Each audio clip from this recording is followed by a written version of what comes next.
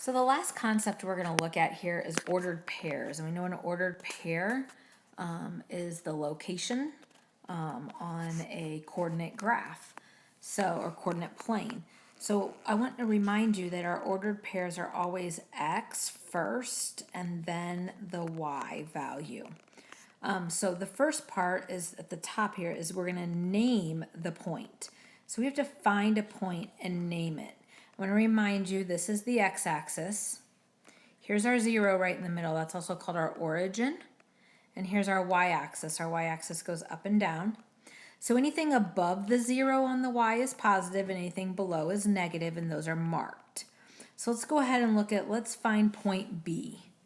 So for point B, here's the location of it. How do we get there? Well, you're always going to start at your 0, 0, and you are going to move left or right. So to get to point B, we're going to go right, and we go to the positive 3. So that is the x value of our point. And we go up to the positive 2, and that is the location of our point, 3, 2. Let's go ahead and let's name point L. Okay, so point L here, we always go left or right first. Start at 0, 0. We have to go backwards 9 spaces. So your x value is -9, and you go up 2. And so that would be your ordered pair or the location for L, -9, 2. Now, our very last problem I want us to try is let's try plotting a point.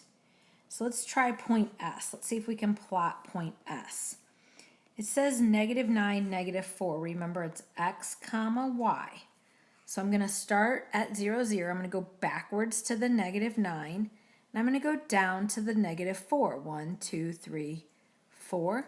I'm going to place a dot there, and I'm going to label it the letter S.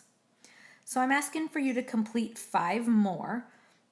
If you do not have to print this graph. If you just want to do 5 from the top where you name the points, I'm perfectly fine with that. Naming points, graphing points, and ordered pairs is very important, especially with algebra, and that's what we're reviewing for. Have a great day.